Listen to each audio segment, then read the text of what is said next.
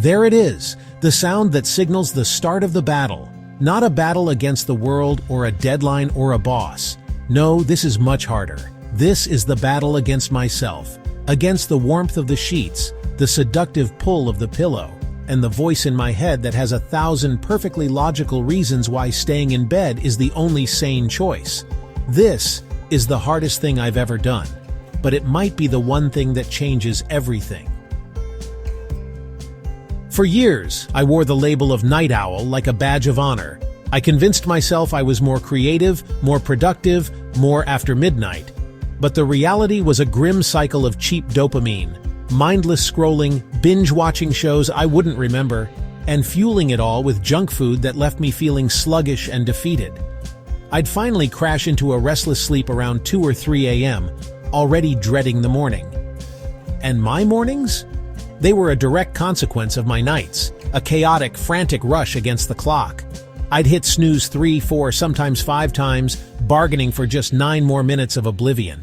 I'd wake up feeling like I'd already lost. My mind was foggy, my body was heavy, and my day was dictated by reaction, not intention. I'd look at my messy desk, my unmade bed, and wonder why my life felt so stuck, so out of control. I was living in a constant state of catching up. The breaking point wasn't a single dramatic event. It was the slow, crushing realization that my potential was being suffocated by my habits. It was looking in the mirror one morning, sleep-deprived and uninspired, and not recognizing the person staring back. I was tired of being tired. I was tired of feeling like a passenger in my own life. Something had to give. So I made a decision, a real one. Not a vague New Year's resolution, but a concrete, non-negotiable contract with myself. For 30 days, I would wake up at 5 a.m. No excuses, no snooze button, just raw, unadulterated discipline. I knew it would be painful. I knew it would be a shock to the system. But I also knew that the pain of staying the same was far greater than the pain of change. Day 1 was brutal.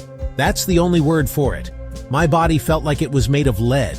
My mind was a thick fog, screaming at me with every fiber of its being. What are you doing? Go back to bed. This is a mistake. I made coffee that tasted like disappointment and just sat there, a zombie in my own kitchen, wondering if I had completely lost my mind. Every instinct was telling me to quit, but a tiny quiet whisper from somewhere deep inside, the part of me that was desperate for a change, just said, "Keep going." The first week was a war of attrition. By day 3, the sleep debt felt immense. I was yawning in meetings, my focus was shot by the afternoon, and the temptation to nap was a constant battle. The social aspect was a challenge too. I had to start saying no to late-night plans, explaining to friends why I was heading to bed when their night was just beginning. I felt a wave of FOMO, a fear that I was isolating myself. I wrote in my journal, "This feels impossible. Am I sacrificing my social life for nothing?" But then, around day 7, something shifted. It wasn't a lightning bolt, but a quiet dawn. I noticed the silence, the profound, uninterrupted peace of the world before it wakes up. My mornings felt longer, more spacious. For the first time in years, I wasn't rushing. I had time to think without 100 emails screaming for my attention, time to plan my day with clarity and purpose, time to just be. I realized I wasn't sacrificing anything. I was gaining the most valuable resource of all, a head start on myself. This is when I started building a real routine, the anchor for my new life. I learned that the battle for 5 a.m. is won the night before. So I created a shutdown ritual. At 9 p.m., all screens went off, no exceptions. I'd lay out my workout clothes, prepare the coffee maker, and pack my bag for the next day. This simple act eliminated decision fatigue in the morning. My morning itself became sacred. I followed a simple but powerful sequence. First, hydration, a full glass of water to wake up my body before the coffee. Second, movement, not a punishing workout at first, just 20 minutes of stretching, a light jog, or some push-ups to get the blood flowing and shake off the grogginess. Third, mindfulness and reflection, 20 minutes of journaling or meditation. This was the game changer. It allowed me to process my thoughts, set my intentions, and approach the day from a place of calm and control, not chaos and stress. By week 3, the transformation was undeniable. My energy skyrocketed, but it wasn't the jittery, anxious energy from too much caffeine. It was a steady, sustained vitality that lasted the entire day. The 3 p.m. slump that used to be a daily guarantee, it vanished. My focus at work became laser sharp. Because I had already accomplished so much for myself before 8 a.m., I walked into the office feeling proactive and confident. My workouts became more powerful. My mood? It was the best it had been in years. The constant low-grade anxiety was replaced by a quiet confidence. I realized that waking up at 5 a.m. isn't really about the morning. It's about taking back control. It's a declaration you make to yourself every single day that your goals are more important than your comfort.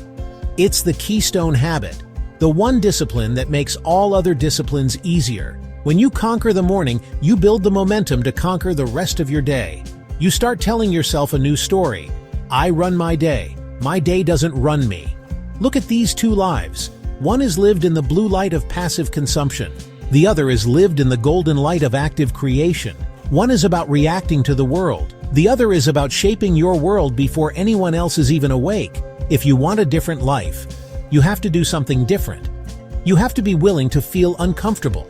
You have to choose the person you want to become over the person you've been. So, set your alarm, wake up early, and watch how fast your life changes. It won't be easy at first. Your mind will fight you. Your body will resist. But if you push through that initial friction, you will discover a version of yourself you never knew existed. A version that is more focused, more energized, and more in control than you ever thought possible. This journey transformed me, and I know it can do the same for you. I know the doubts you have because I had them too. I'm just not a morning person is a story you've been telling yourself. It's time to write a new one. If you're ready to take control, to stop reacting and start living with intention, drop a 5 a.m. in the comments below. Let's build a community of people who are choosing to win the morning and win their lives. Let's do this together.